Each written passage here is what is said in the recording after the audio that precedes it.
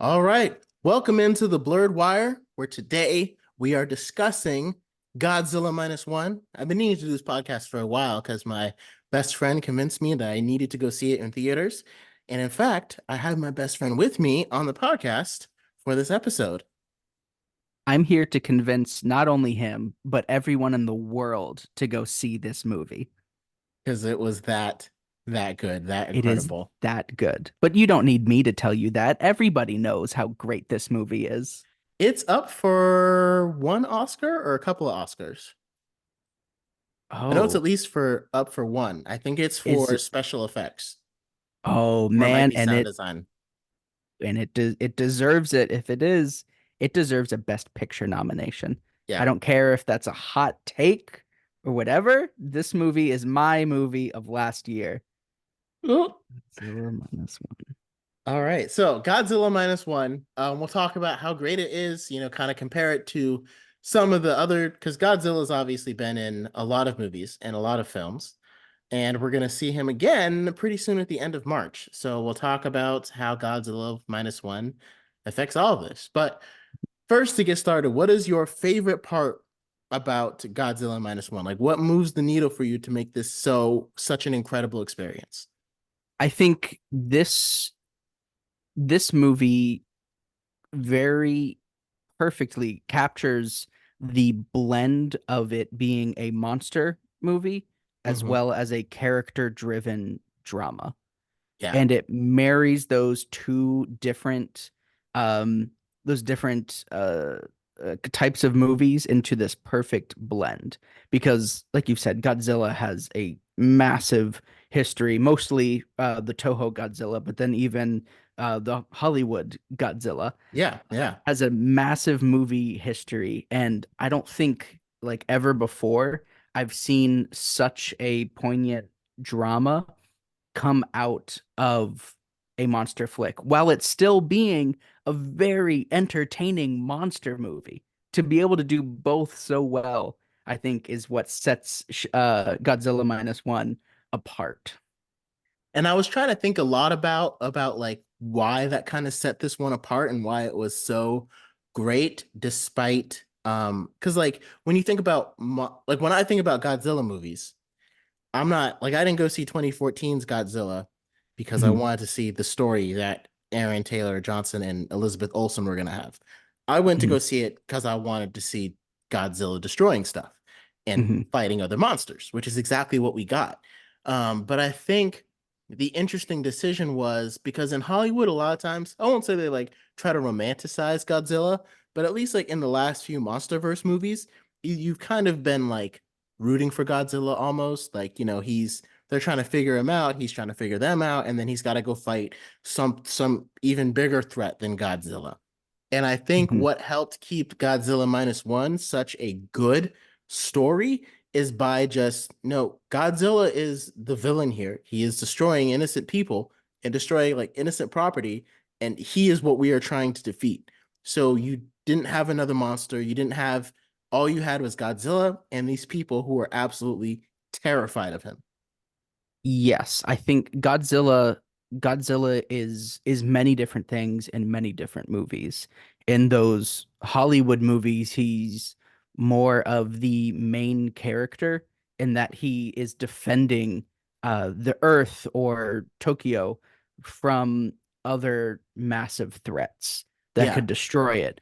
But in a lot of the Toho Godzilla movies, he is this like godlike mythical being. He is this protector at times from like outer space threats in very campy ways, but at the same yeah, time he's also this like hurricane, this like wrathful, like destructive force that isn't necessarily evil. It just is and it yeah, exists. And how do we deal with it? And this absolutely is the kind of Godzilla that we see here, but specifically with the political commentary that comes along with it, yeah, because this was a period piece, and you can't remove this Godzilla from World War II and the effects of the nuclear bombs being dropped on Japan at the time. And this movie does not shy away with it. I feel like other Toho Classics have played with that idea before, but this is the first period piece that we've had of a Do you, Godzilla movie. yeah, and do you feel like because when those early Toho movies were still so close to it, because like when it came out in the 1950s, I mean, that was just maybe almost a decade ago or around then for So having to deal with that. Yeah. it's very interesting because minus one made me go back and watch the very first Godzilla for the first time. I'd Hmm. never seen it, and I was so inspired and I was so into Godzilla that I wanted to see every single movie that this guy has been in. And Yeah. so I went back and I watched the first one, and it's incredible how many similarities there are between those two movies. In a sense, it feels like minus one is almost like a reimagining of the very first Godzilla. Because absolutely Godzilla in the very first one is this like response to America dropping nuclear weapons on Japan and the ramifications and the dealings. How do you go from here? Yeah. How can I don't want to say the word evolve, but like where do we go next? Having Hmm. all this decimation around us. And Hmm. it's like, and if that wasn't bad enough, now you've got this crazy monster coming out of the ocean that's decimating everything while we're trying to rebuild. And Yeah, so, like I said, I literally, think, that's the origin of the name. The director, he said minus one. After the bombs, Japan was brought to zero, and then Godzilla appears, and now Japan has been brought to minus one. oh man, I don't think That's I realized. that's why it's called minus one. Hmm. Yeah, and I mean that's accurate because that's exactly what happened.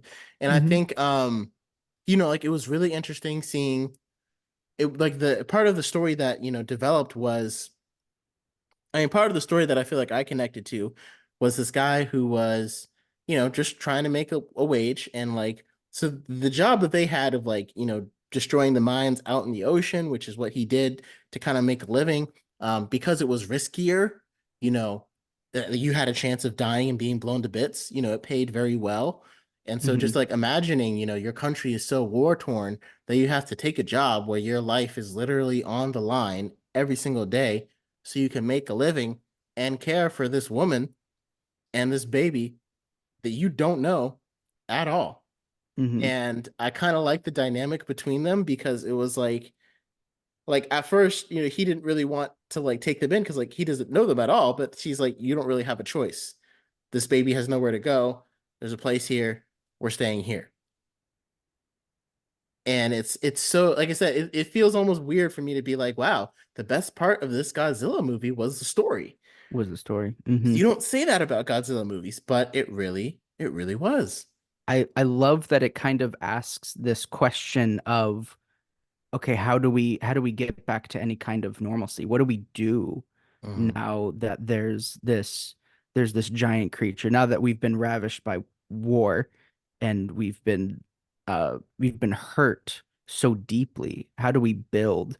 And I love that the movie's answer to that is community on Mhm. the small scale of our protagonist taking in a woman who needs shelter for with a baby that's not even hers, Exactly. taking them in and creating this found family that they have together, all the way to the residents, their answer to how to take on Godzilla is through community. There's that whole scene where they're trying to get ex-servicemen to please, we need all hands on deck. No, you're not obligated to, but there's no way that any of us can make out of here alone or by ourselves. And it's through everybody, the community coming together to form this organized group to be able to take on Godzilla. That's the thing that succeeds.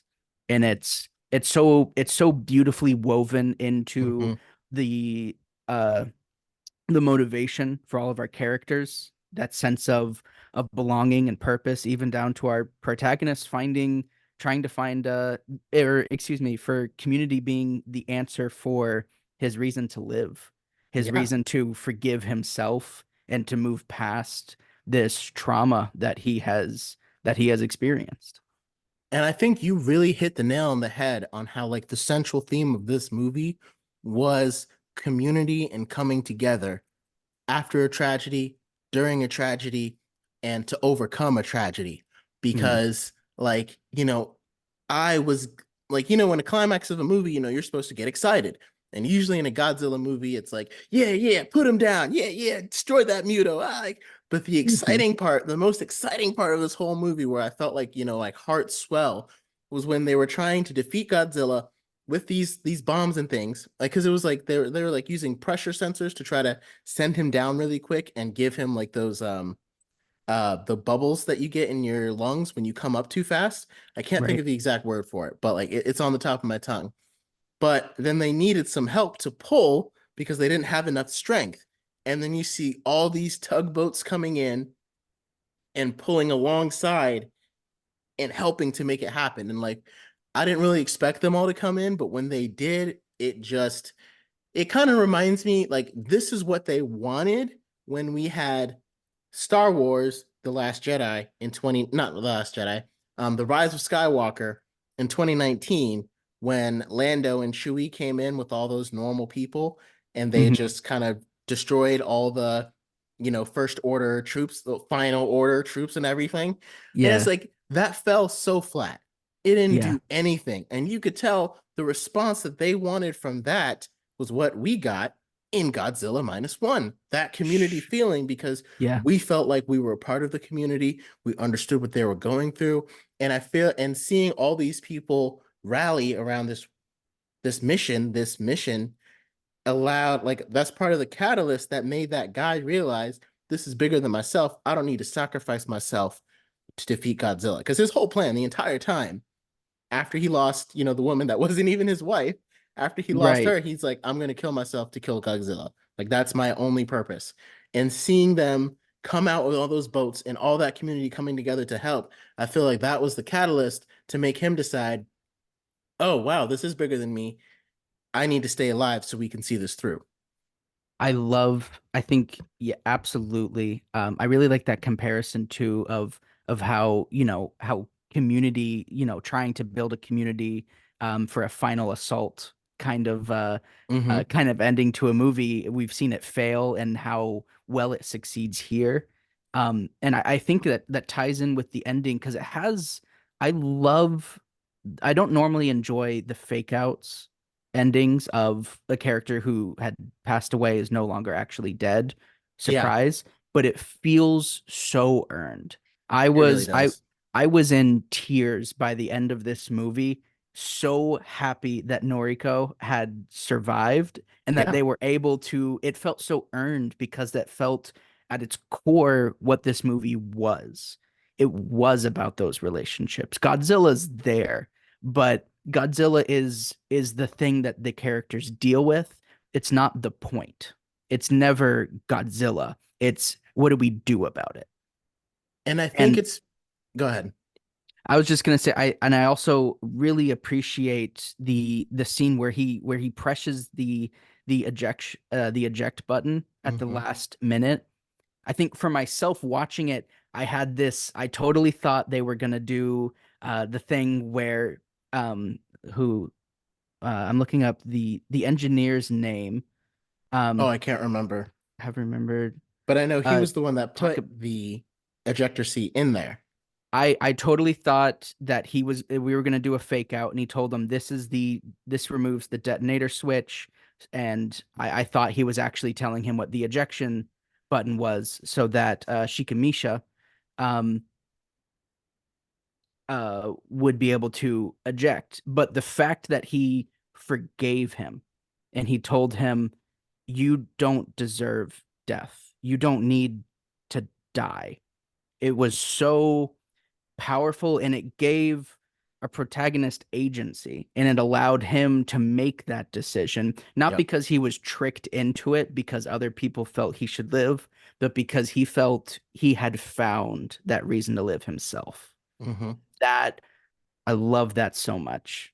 And like it all worked so well because it's like if you think about it, like if we had known that she wasn't dead, before he Hmm. decided not to sacrifice his life, it wouldn't have meant as much because the whole point of him wanting to kill himself was because he felt so bad that she sacrificed her life for him. So if he knew she was alive, then it wouldn't have hit as hard for him deciding, no, I'm still going to stay alive. So for him to Hmm. decide, I'm going to stay alive, and then he got to see her after, that's the part that really made it so powerful because he found a different reason besides her to stay alive, and then he still got to be with her.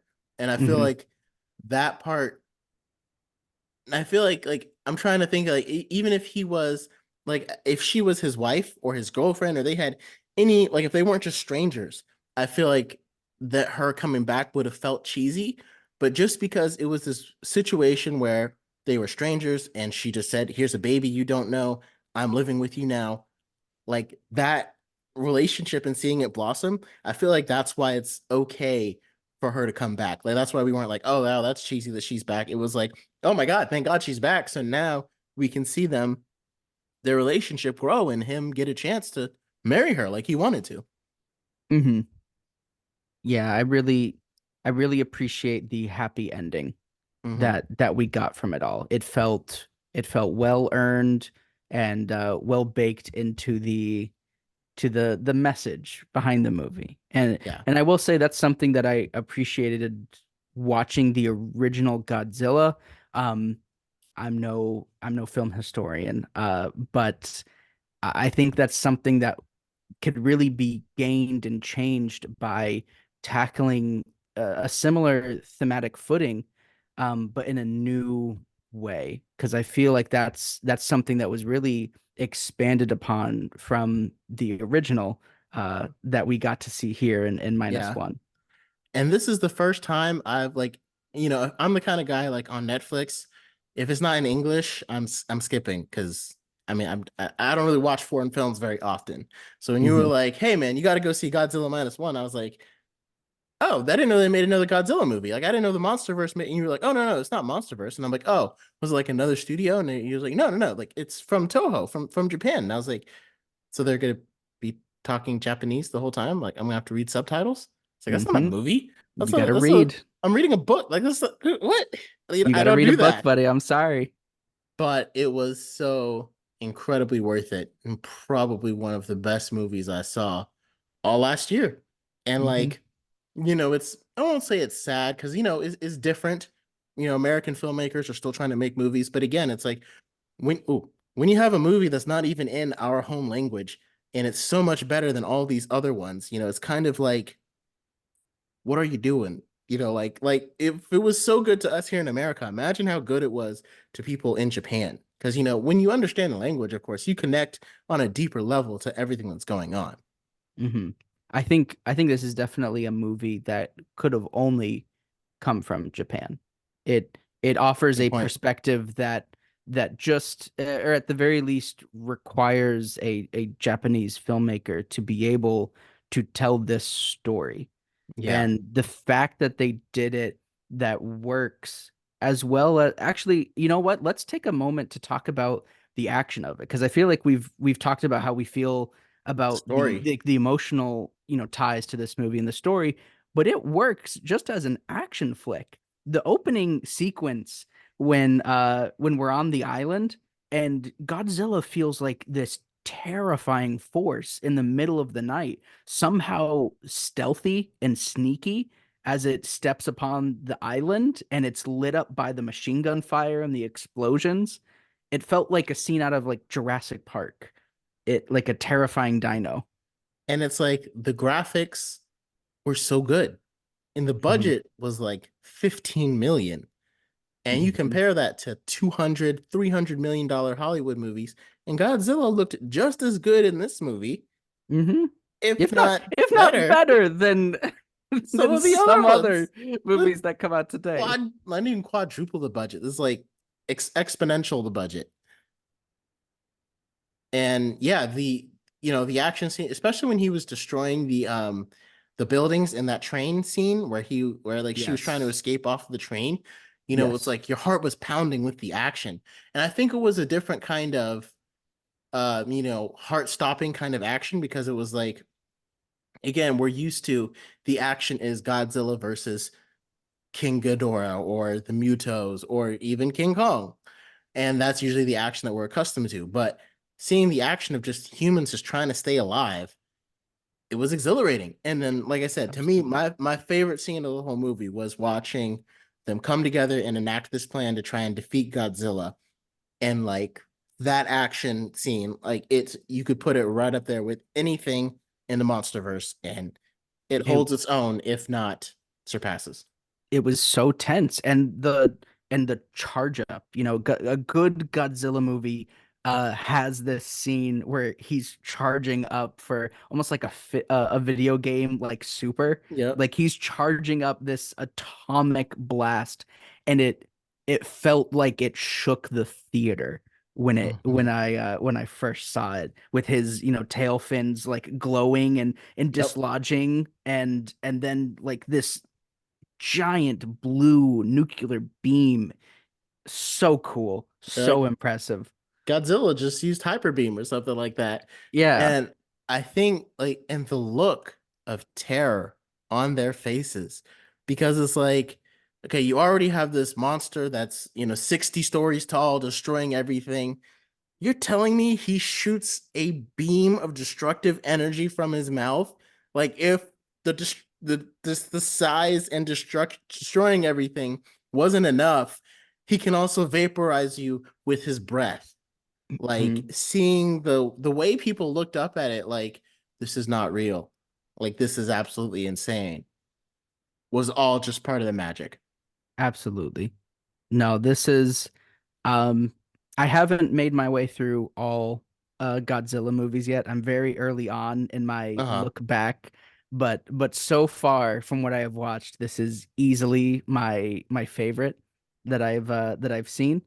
Yeah. And Takashi Yamazaki, the director of this movie, Hmm. deserves every Academy Award that Yeah. they are nominated for. I really hope he seems very thrilled from everything I've seen on social media. He and the team behind this movie are so thrilled with the way it came out and the reception. It really feels like it was a movie built from passion and people that love this iconic Yep. character and just wanted to make this phenomenal movie, and they did. And it's And, so great to see a movie win like this. right? And it's like I just hope that everyone that worked on this movie, like based upon the budget and based upon how much it ended up grossing, which was more like I don't even know like how much did it, let me look up how much it Yeah, let's grossed. get some. It says it grossed 1 billion in the Japanese market. That is insane. 1 billion with a B. 1 billion and 56 million in the US. Now I don't know if that's I think that's in it was 14, I think that's in Japanese currency, so I think it's like 96 Oh, a million billion, US dollars. a billion yen. Yen, yeah, yeah. Oh, okay, Yeah, I was okay. like, oh, I think we hear more about it if it was like a billion US A dollars. Yeah. billion, the single highest Yeah. grossing film of all time. Yeah. Okay, so it was like, yeah, so I just hope everybody that worked on that film gets an appropriate bonus for all their hard work down to the, grip guys that were holding the cameras because I feel like that's the kind of film where every single cast person had an impact in making it this phenomenal. Hmm. And I hope whatever everyone that worked on this, I hope they all get to work on whatever they're passionate about next. Because Yeah. my God, if they can put their passion into something like they did here, it's going to be phenomenal. And it feels like if we ever get a sequel to this based upon them, like based upon the story that we got in this movie, like I'm ready to see, okay, maybe you want Godzilla to fight King Ghidorah in the second one, or a Muto, or maybe save King Kong for later. But like if they want Godzilla to fight another monster, do it because you have such a concrete story in place that now you can build up from that. Bring back Son of Godzilla. Godzilla had a child. Let's bring him back. Oh God. I Oh can't God. wait. I can't wait to see. I can't wait to see Son of Godzilla. Imagine Godzilla and then his little baby Godzilla comes in like, oh man. if you've never look up when you get a chance, Baby Godzilla or Godzilla's son. Um, he's so freaky looking. I'll have to check it out. And I mean, I guess like, and again, the movie in March, A New Empire. I guess we're gonna see like King Kong's son, the little, or Mhm. like I guess it's the evil Kong's son with like the little monkey that was. I'll be honest, I got no clue. I forgot the lore of the MonsterVerse movies. I didn't know like is Yeah. Hollow Earth theory real in the MonsterVerse? Because they went underground and there's If you giant apes. if you get a chance, I would watch Monarch Legacy of Monsters on Apple TV because Oh, it does a right. good job of slowing everything down and kind of explaining all the lore. Because like they wanted to build a monster verse, but it's like the connection. Because like in order to build out the universe, usually you use the same actors, and like they kind of did, but not really. Because it's supposed to be like Godzilla, and then Kong Skull Island, and then Godzilla King of the Monsters, and then they had Godzilla versus Kong, and now it's Godzilla and Kong, A New Empire. And it doesn't really feel like a whole like universe, monsterverse, but like I said, we go to those movies to see the monsters fighting and blowing up stuff. Yeah. And it sounds like we're gonna get a lot of Like that in this new one. there's a King Kong's got an infinity gauntlet, and the other ape Yep. had like a whip and whipped the top of a building at King Kong or Godzilla. It's gonna be Yep. phenomenal. It's gonna be fantastic for just stupid fight Action. Yeah. scenes. Yeah. And so I think that's my question that I want to ask you, like to leave off. Do you think that Godzilla minus one is going to help this movie, as in like the renewed interest in Godzilla because it did so well and was received so well? It'll make people want to go see this new one? Or do you think it's going to end up hurting it because people are going to see this one as a disappointment compared to the depth that we got of minus one? Ooh, see, I don't think Godzilla is so like culturally. I feel like it's beyond just the Toho interpretations because I went so long of my own life like learning about Godzilla, like from the 2003, like the Hollywood Godzilla. Hmm. That's the kind of Godzilla I grew up on. I didn't know anything about Toho or Yeah. classic Godzilla films, so I don't think it really needs it. I think most people will think of them as two very different things. So it won't even affect, like it'll be like a different universe, like kind of I like think Sony versus Marvel, like the MCU, like they just will be separated. I think they're both so unapologetically different, and Hmm. they neither tries to be like in the other's market. Like minus Yeah. one is not trying to be this like junk food action fest of CGI monsters, and King of the Monsters is not going to be like a serious World War II era drama. Yeah, depth So story. So yeah, good point. so Yeah. I don't think they're gonna have much effect on each other, aside Okay. from people who just want to see big lizards. I think the people, yeah, I see what you mean. I think the people will know exactly what they're getting with the new Empire, and the ones that this is what they want to see, that's what they will get. And I think from the trailers, like if you want to see a drama akin to minus one, you'll look at the trailers and know that is not what Not Godzilla at and Kong all is. what it's right. No, no, no, no, no, no. Yeah. So yeah, I mean, I'm still gonna go see Godzilla and Kong: A New Empire because, like I said, got to see what he does with that Infinity Gauntlet. Um, Absolutely. but I guess any more closing thoughts on Godzilla minus one besides like there's a black and white version out right now, so if you missed it in theaters, by all means go see it because Oh, it truly is phenomenal. please watch a very funnily titled movie, Godzilla minus one minus color. Yes, is how yes, it's I saw that too. advertised. I Oh, I that's love so that. I funny. wish more black and white movies were called minus color. Yeah. That's a funny way to put it. Hmm. But no, please, I just want everyone in the world to go see this movie and see like the beauty of this artistic craft put to use. I couldn't agree more. Couldn't agree more. All right. Well, I guess that's it for us today on the Blurred Wire, talking about Godzilla minus one. And we'll catch you guys next time as we continue delving through movies, ones that we like and ones that we don't like so much. So Until next time. Until next time.